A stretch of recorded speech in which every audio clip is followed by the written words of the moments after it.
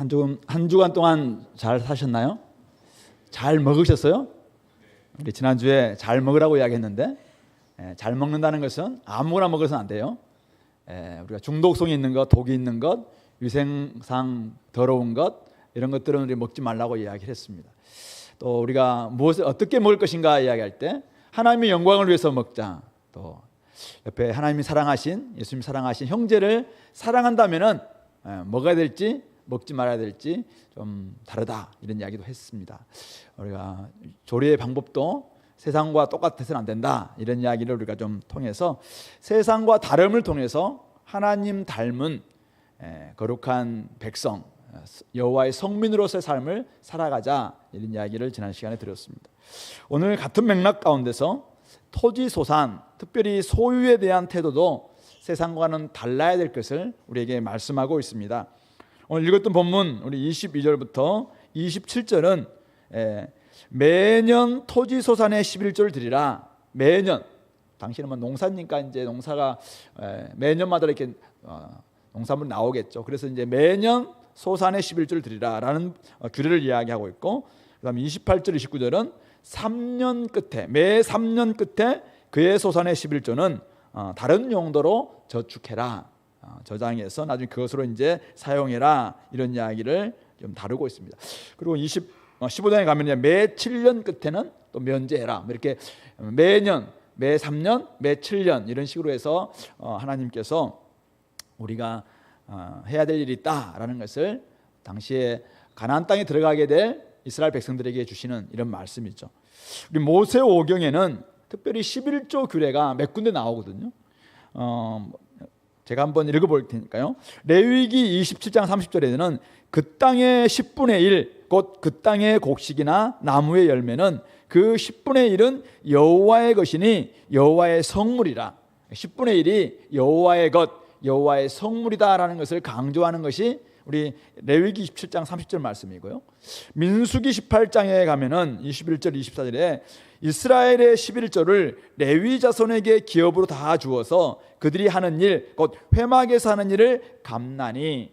그러니까 결국 민수기 18장에 가면은 11조 용도가 지금 성막에서 일하고 있는 레위인들, 그들은 분깃도 없고 또 기업도 없는 자들이기 때문에 그들을 위한 생계비 이것을 위해서 11조를 드려라 라는 이야기를 다루고 있습니다. 오늘 이 신명기 14장에서는 특별히 하나님 앞에서 11조를 먹고 즐거워하라는 이야기를 하고 있고, 또 하나님 앞에서 들어와 있는 기업이 없는 사람들, 또 거류하는 객과 고아와 과부들 이들도 먹고 배부르게 하라라는 의미에서 축제의 11조, 구제의 11조 이런 부분을 오늘 신명기 14장에서는 다루고 있다라고 볼 수 있습니다. 오늘 본문에 23절도 보시면은 11조를 드리되 11조를 먹으라라는 이런 표현이 있죠. 그리고 26절도 보시면은 소나 양이나 포도주나 독주 등 네 마음에 원하는 모든 것을 구하고 거기 내 하나님 여호와 앞에서 너와 내 권속이 함께 먹고 즐거워하라. 결국 여기서 먹으라라는 표현이 나와 있습니다. 그리고 29절에서도 기업이 없는 레위인이나 또 성중에 거류하는 객 그리고 고아와 과부들이 와서 먹고 배부르게 하라. 다 이게 오늘 11조를 드리는데 이것을 먹으라라는 그런 표현을 쓰고 있습니다. 그래서 오늘 제가 설교 제목을 11조를 먹으라 이렇게 한번 적어봤는데요. 11조를 먹으라라는 이 명령에 들어있는 그 의미가 무엇인가? 이것이 오늘날 우리 2023년을 살아가고 있는 우리 공동체 또 우리에게 주시는 메시지는 무엇일까? 이런 부분들 함께 생각해 보도록 하겠습니다. 자, 먼저 첫 번째는 우리 22절 23절에 나와 있는데요. 이것은 여호와 경외하기를 배우는 학교와 같다. 11조는 그 이야기를 다루고 있어요. 너는 마땅히 매년 토지소산의 11조를 드릴 것이며 여호와 앞 곧 여호와께서 그 이름을 두시고 택하신 곳에서 내 곡식과 포도주와 기름의 11조를 먹으며 소와 양의 처음난 것을 먹고 내 하나님 여호와 경외하기를 항상 배울 것이니라. 그러니까 왜 하나님께서 토지소산의 11조 소와 양의 처음난 것을 드리면서 그것을 여호와 앞에서 먹으라고 이야기합니까? 그 목적이 맨 뒤에 나와 있죠. 내 하나님 여호와 경외하기를 항상 배우기 위해서다라고 이야기합니다. 그러므로 11조 먹기, 11조를 먹으라는 명령은 여호와 경외하기를 배우라라는 명령과도 같다라고 이야기할 수 있습니다. 하나님의 학교가 있어요. 지금 예배 드릴 수 있는 여기에 11조라는 과목이 있습니다. 이 11조 과목을 통해서 얻어야 될 목표가 있다면 그것은 여호와 경외하기를 배우는 과정이라는 것이죠.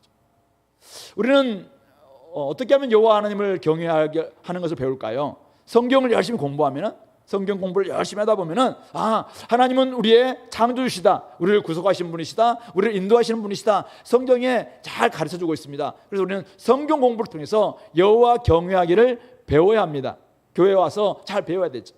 그러나 오늘 이스라엘은 여호와 앞에서, 특별히 하나님의 이름이 있는 바로 그 택하신 곳, 바로 중앙성소가 있는 실로였고 나중에는 예루살렘으로 바뀌는데, 바로 그곳에 가서 11조를 먹으라. 왜냐하면 그렇게 하면서 여호와 경외하기를 항상 배울 수 있다, 배워야 한다, 그 이야기를 말씀하고 있는 것입니다. 11조를 먹으면서 하나님이 창조주이심을 배우는 것입니다.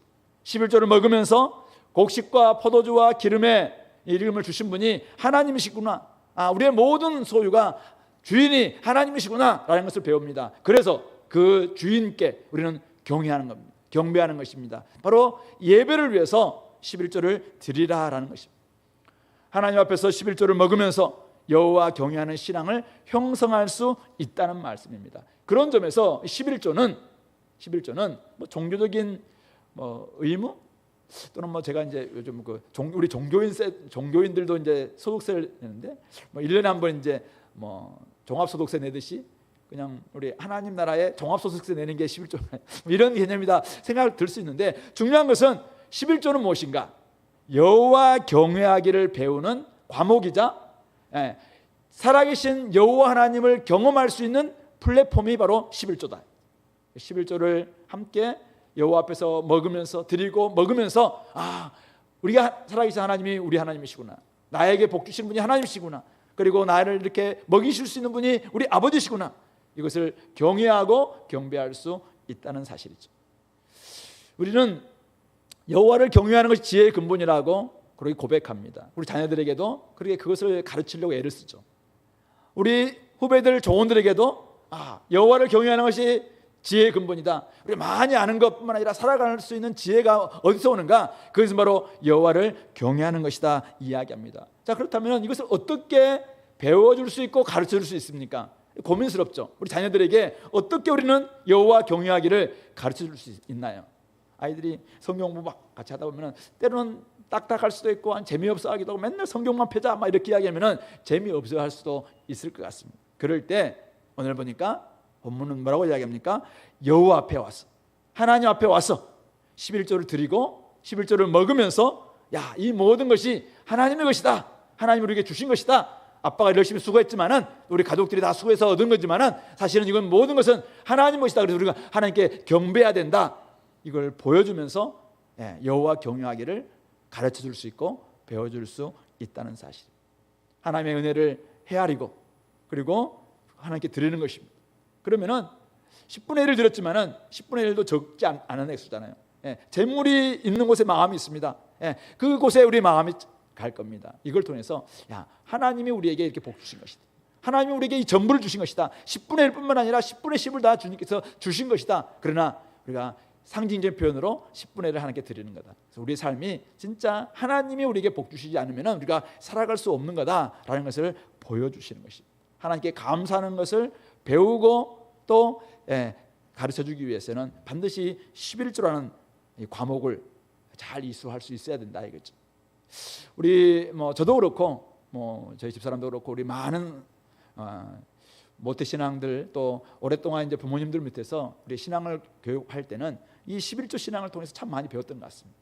교회에서 권사님들 하나님께 헌금하기 위해서 진짜 막 다름질 이렇게 1,000원짜리 옛날에 1,000원짜리 다름질하고 이렇게 들어봤죠. 성경책에 잘 넣었다가 또 이렇게 한 달 딱 가장 새 돈으로 바꿔서 드리기도 하고 이런 모습들, 참 이것들이 이제 지극한 모습이란데 더 중요한 것은 이거죠. 우리가 성경에서는 빳빳한 돈을 드려라 아니면 새 돈을 팔아라 이런 거 전혀 없어요. 오늘 뭐라고 이야기합니까? 11조를 여호와 앞에서 먹으라. 그리고는 그것을 통해서 항상 여호와 경외하기를 배워야 된다 이야기를 하고 있는 것입니다. 열심히 드리는데 여호와 경외하는 것은 없다면 잘못 배운 것이다. 열심히 우리가 하나님 앞에 10분의 1 드렸는데 10분의 9는 자기의 탐욕을 위해서 욕망으로 쓰고 있다면 그것 또한 하나님이 기대하시는 바가 아닐 거예요. 하나님이 진짜 우리에게 기대하시는 것은 전부가 다 하나님의 것이다. 그러나 10분의 1을 주님께 드림으로 말미암아 나머지 모든 것들도 하나님의 것이다라는 걸 고백하면서 네 삶이 여호와를 경외하는 것이 지혜의 근본임을 깨달아라. 네 자녀들에게 그것을 보여줘라. 지금 그렇게 말씀하고 있는 것입니다. 그런 점에서 우리 공동체 하나님 앞에서 여러분들의 재물과 소유를 소유 중 일부를 수고하고 땀 흘려서 수고했던 소유의 일부를 드리시고 그것을 먹으시기 바랍니다. 그걸 통해서 진짜 하나님 경외하기를 배울 수 있는 우리 공동체가 될 수 있길 바랍니다. 하나님은 우리에게 그런 방식, 재물이 없이 있잖아요. 재물 없이 하나님을 내가 경외한다? 아니, 내가 나의 헌신 없이 내가 하나님을 진짜 사랑한다? 이런 말이 있나요? 내가 아내를 사랑하고 또 남편을 사랑하고 자녀를 사랑해요. 근데 내가 막 내낄 줄 줄는 게 너무 아까워. 내가 움켜쥐면서 네, 너 사랑해. 근데 이걸 못 주겠어. 이 말이 성립 되냐 이거죠. 아니, 성립 안 되잖아요. 우리 부모님을 사랑한다면은 부모님께 이렇게 뭘 좀 드리면서 부모님 사랑해요.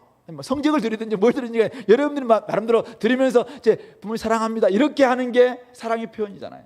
그런 것처럼 진짜 우리가 여호와를 경외한다면은 여호와를 진짜 경배하고 경외하고 사랑하고 존경하고 공경하고 여호와만이 진짜 우리의 창조주십니다라는 것을 진짜로 신앙을 표현하려면은 드려야겠죠. 이것은 종교적 의무가 아니에요. 11조는 이거는 신앙의 표현이라는 것입니다. 내가 하나님을 사랑하고 하나님을 경외하고 하나님이 진짜 우리 삶의 주인님이십니다라는 것을 고백할 수 있는 증거, 이게 증표가 있다면 그것이 바로 11조를 드리는 것이다라고 이야기합니다. 오늘 가나안에 들어가게 될 이스라엘 백성들에게 주셨던 이 말씀, 오늘 우리들에게 주시는 의미가 무엇일까? 내가 하나님 앞에 11조를 먹고 있는가? 그리고 그걸 통해서 내가 여호와 경외하기를 배우고 있는가? 스스로 한번 점검해 보시기 바랍니다. 두 번째는 하나님 앞에서 함께 먹고 즐거워하는 잔치라고 표현하고 있습니다. 자, 오늘 24절부터 27절인데요.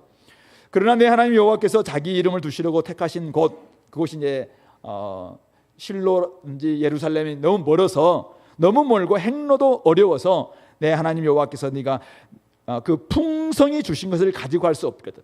여기에 중요한 게 있죠. 하나님께서 풍성히 주신 것을 주셨다는 것이 전제되어 있어요. 그것을 가지고 갈 수가 없거든. 11조를 가져가려니까 너무 많아. 그리고 너무 멀어, 길이. 그렇기 때문에 어떻게 됩니까? 25절에 그것을 돈으로 바꾸어 그 돈을 싸가지고, 돈을 싸가지고 돈을 싸가지고 그곳에 갑니다. 그곳에 가서 26절 네 마음에 원하는 모든 것을 돈으로 사되, 맛있는 소와 양이나 진짜 더 달콤한 포도주나 독주, 네 마음에 원하는 모든 것을 다 구해서 거기 내 하나님 여호와 앞에서 너와 내 권속이 함께 먹고 즐거워할 것이며, 그때 분깃과 기업이 없는 레위인도 저버리지 말지니라. 11조는 오늘 11조를 드리라, 11조를 먹으라라는 의미는 무엇입니까?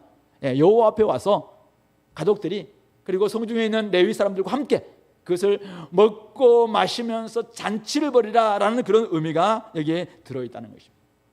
그러니까 11조에는 아까 여호와 경외하는 법을 배우기 위해서 하나님께서 11조를 바치고 11조를 먹으라라고 이야기했어요. 근데 오늘 두 번째는 11조를 바쳐서 그것을 가족들과 함께 또 레위 사람들과 함께 막 먹고 잔치를 벌이는 목적은 뭡니까? 이게 바로 하나님이 우리에게 주시고자 하는 지금 어떤 뜻이라는 것입니다. 뜻이라는 거예요. 하나님이 부족함이 있는 분인가요? 하나님 완전하신 분이잖아요. 우리는 불완전하고 부족함이 많지만 하나님은 아무것도 부족하지 없는 분이잖아요. 그런데 왜 하나님이 11조를 바치라고 이야기합니까? 왜 하나님이 11조를 하나님 앞에 나와서 먹으라고 이야기하고 있죠? 하나님이 배고파서 같이 먹자 이건가요? 아니잖아요. 우리들로 하여금 그것을 즐거워하라는 것입니다. 하나님이 우리에게 주신 것이 이거 먹고 즐거워 축제고 잔치고 이것을 너희들이 한번 만끽했으면 좋겠다, 이것을 보여주기 위함입니다. 누리게 해주기 위함이라고 이야기하고 있습니다. 어떤 사람들은 많은 것을 소유해야지 막 기쁜 사람들 있잖아요. 여러분들 행복한가요? 행복하지 않는 이유는 뭐예요? 소유가 없어서, 빚이 많았어, 막 이렇게 할 수 있잖아요. 근데 어떤 사람들은 소유가 별로 없어. 근데 막 먹고 즐거워 막 가족들과 함께 지내도 너무 행복한 사람들 있잖아요. 진짜 행복이 거기 있어요. 예, 소유가 별로 없어도 가족들과 함께 먹고 마시고 막 이렇게 즐거우면은 거기서 진짜 이게 행복이 있는데, 우리는 자꾸만 이 존재, 이 가족됨 이것보다도 소유, 이게 세상이 주는 자꾸 이제 그 뭐랄까 유혹이자 미혹의 가르침인데, 네가 더 많은 것을 소유할 때, 네가 더 창고에 많이 가지고 있을 때, 아니면 네 저축고가 늘어날 때 네가 행복할 것이다. 어리석은 부자가 그렇게 이야기해요. 창고를 다 만들고 난 다음에 자기 영혼에게 이야기합니다. 내 영혼아, 네가 지금 봐라, 네 소유를 한번 봐라, 네 행복해라, 이렇게 이야기하면, 그때 하나님이 이 어리석은 자야, 오늘 밤에 네 영혼 데려가면은 뭐가 되겠느냐, 그렇게 이야기하고 있죠. 주님께서 우리에게 주신 이 풍부하게 주신 것은 무엇 때문인가요?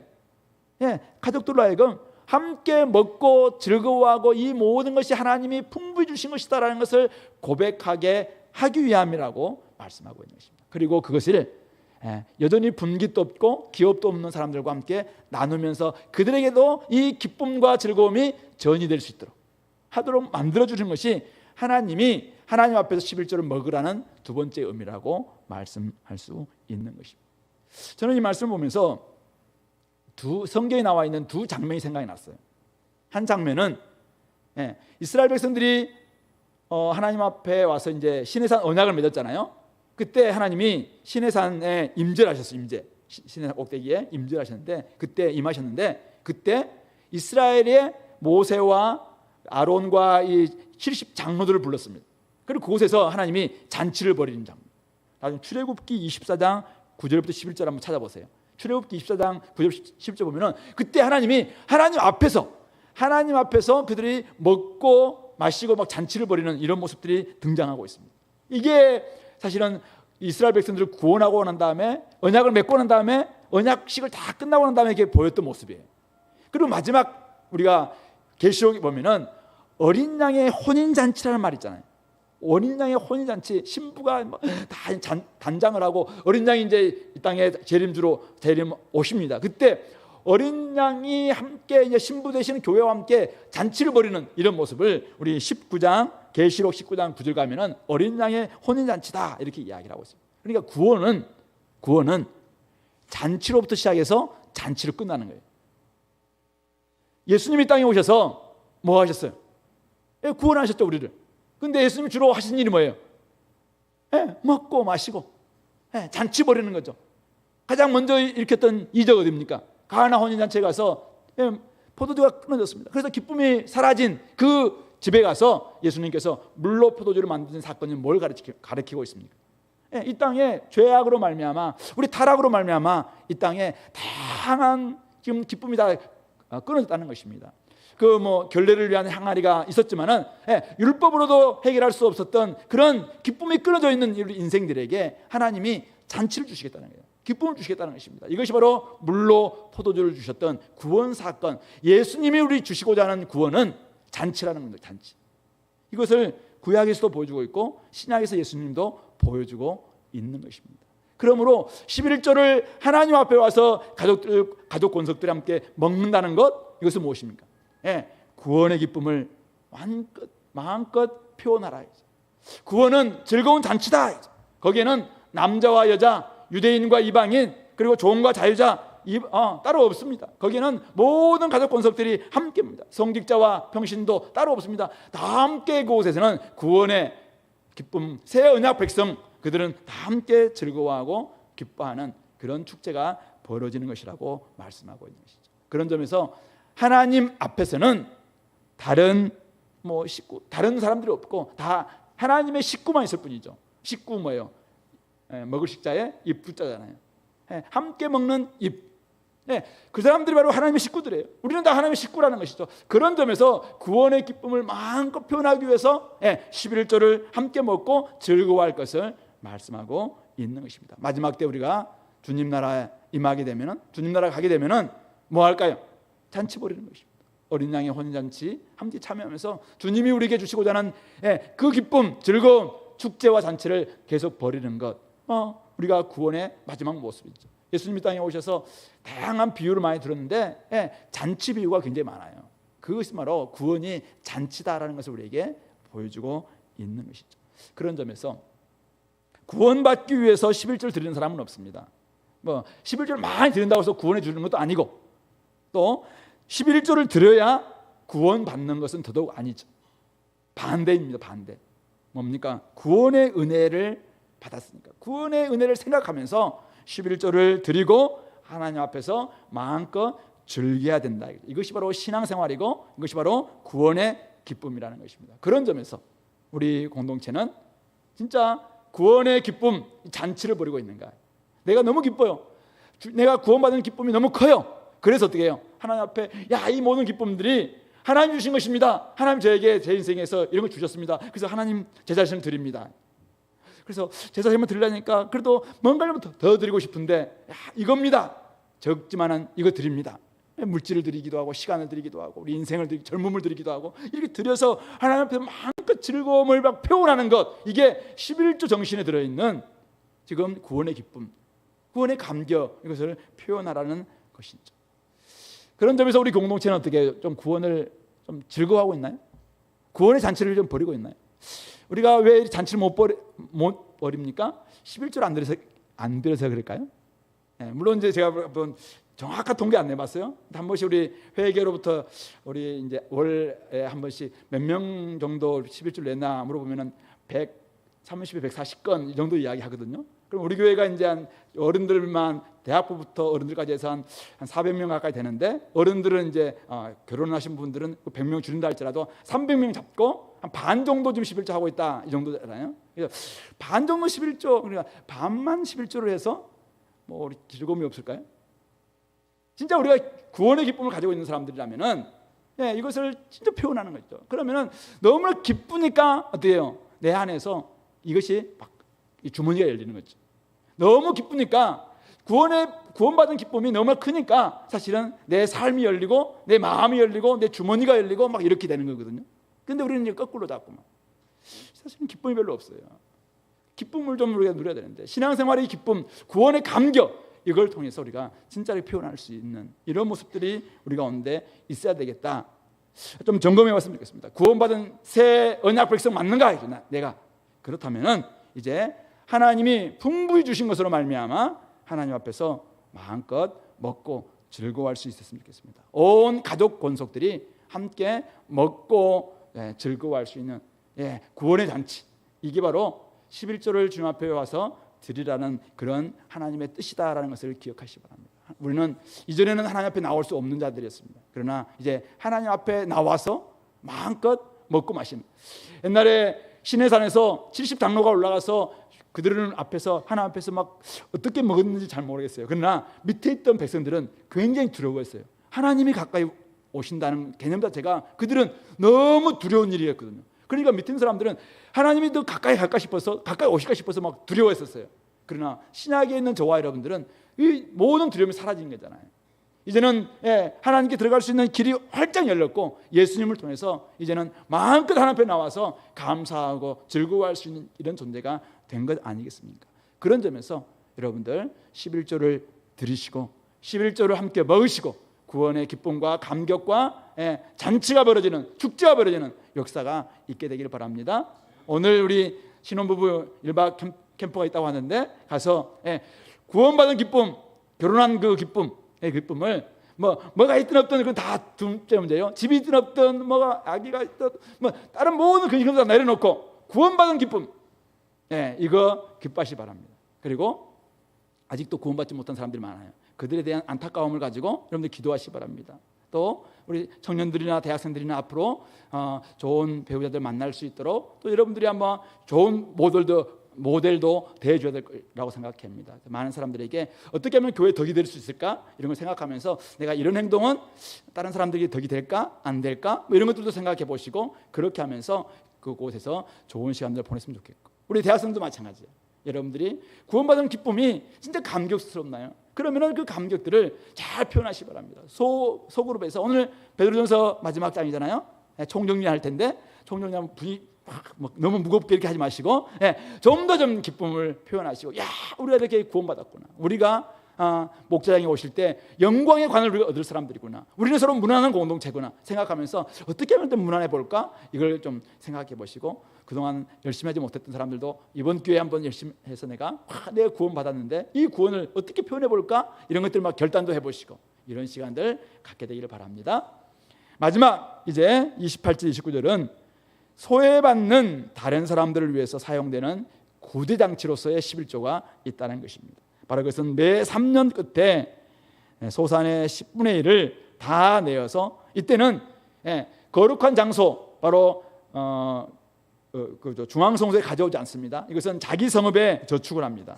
그래서 그곳에 기업이 없는 레위 사람들이나 성중에 찾아오는 나그네들이나 객이나 그리고 가난하게 된 고아와 과부들을 줄 수 있도록, 그들이 와서 먹고 배부르게 할 수 있도록 이것을 사용하라, 그렇게 말씀하고 있는 것입니다.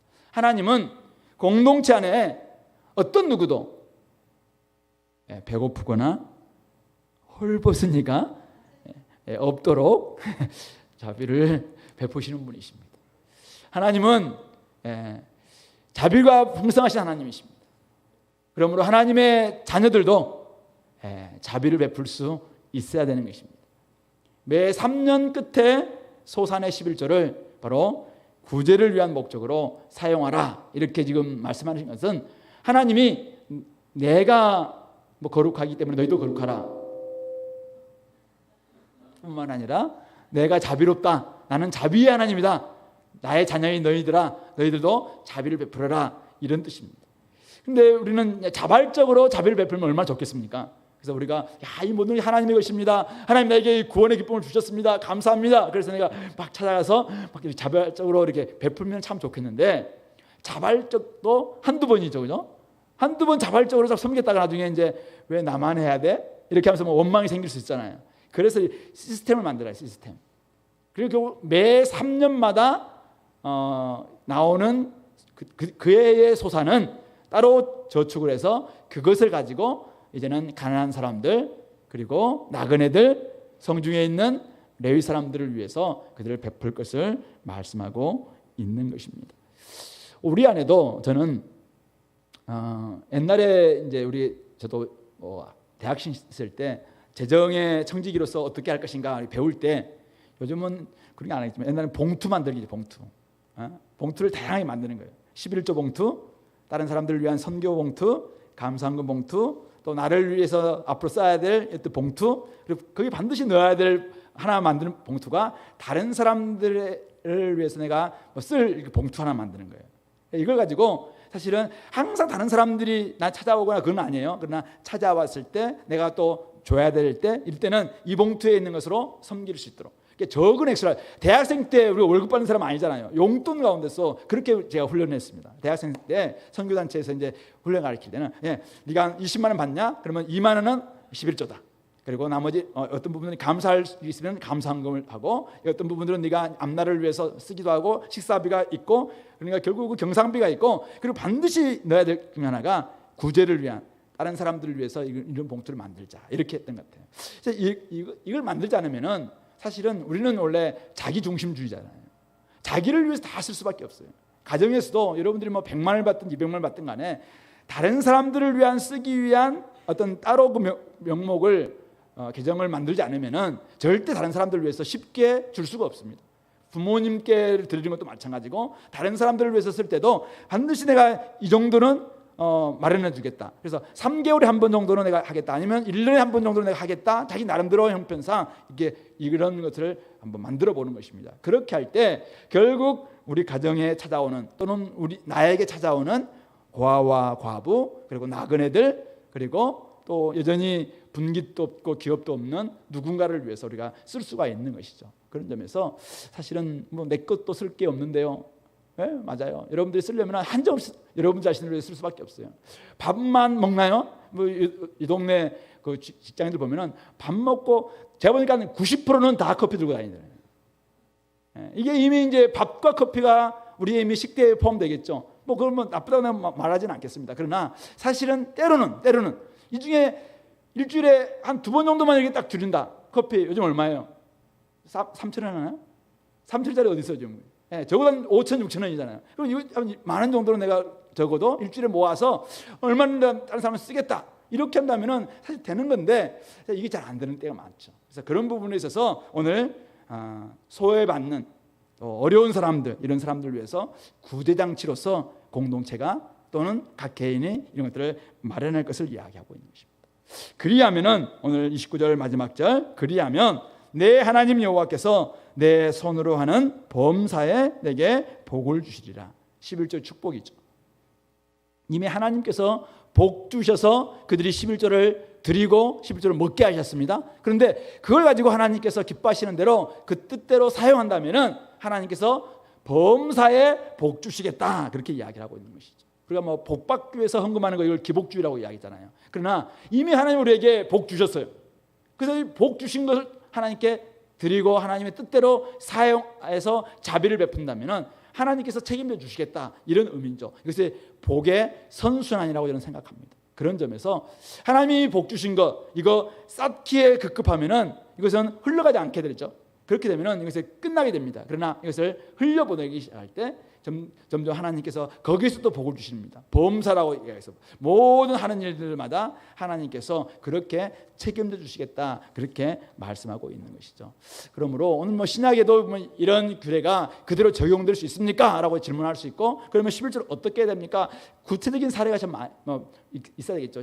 뭐 어떻게 됩니까? 어떤 사람들은 뭐 이게 새 전입니까? 새 후입니까? 뭐 이런 사람도 이야기하기도 하고, 뭐 총수입입니까? 아니면은 뭐 이익 중에서 해야 됩니까? 몰라요, 모르겠어요. 여러분들 알아서 하세요. 그거는 모르겠는데요. 중요한 것은 신약에도 이런 규례가 여전히 필요한가, 이거죠. 여러분들 생각은 무엇인가요? 예수님이 주셨던 말씀이 뭐예요? 이것도 행하고 저것도 버리지 말아야 된다. 자, 우리 마태복음 23장 23절 말씀, 마태복음 23 우리 찾아볼까요? 마태복음 23장 23절 말씀에 39페이지입니다. 신약성경. 같이 한번 읽어볼까요? 화하였을진저 외식하는 서기관들과 바리새인들이여, 너희가 박하와 회향과 근체 11조는 드리되 율법에 더 중한 바 정의와 긍휼과 믿음은 버렸도다. 그러나 이것도 행하고 저것도 버리지 말아야 할지니라. 아멘. 외식하는 서기관과 바리새인들, 종교인들 11조 꼼꼼하게 다 액수 마지막 원 단위까지 해서 드렸다 이거죠. 그런데 11조에 정말 들어있는 정신이었던 정의와 긍휼과 믿음은, 그런 마음은 전혀 없다는 거예요. 그런 마음 전혀 없이 형식적인 11조만 들고 있었다는 것이죠. 그거에 대해서 예수님 뭐라고 합니까? 그런 11조 하지도 말라, 이게 아니라 그러나 이것도 행하고 11조도 행하고 저것도 버리지 말라. 정의와 긍휼과 믿음이라는 11조의 정신도 놓치지 말아야 된다. 하나님의 뜻을 살려서 하나님이 주신 재정 잘 사용하면 좋겠다, 이 말씀입니다. 그래서 지금 우리 공동체에 어떻게 적용할까 하다가 여러분들에게 나름대로 오늘 세 가지 정신이에요. 하나는 뭐였어요? 여호와 경외하기를 배우는. 두 번째는 구원받은 기쁨을 마음껏 즐거워하는 것. 그리고 세 번째는 가난하고 어렵고 힘들어하는 주변 사람들을 구제하는 장치로서의 11조, 이 부분들을 이제 주셨는데요. 이게 하나님의 백성에게 주셨던 11조 정신입니다. 신약에 와도 이런 정신들은 어느 정도 저는 들어있어야 된다고 생각하는데요.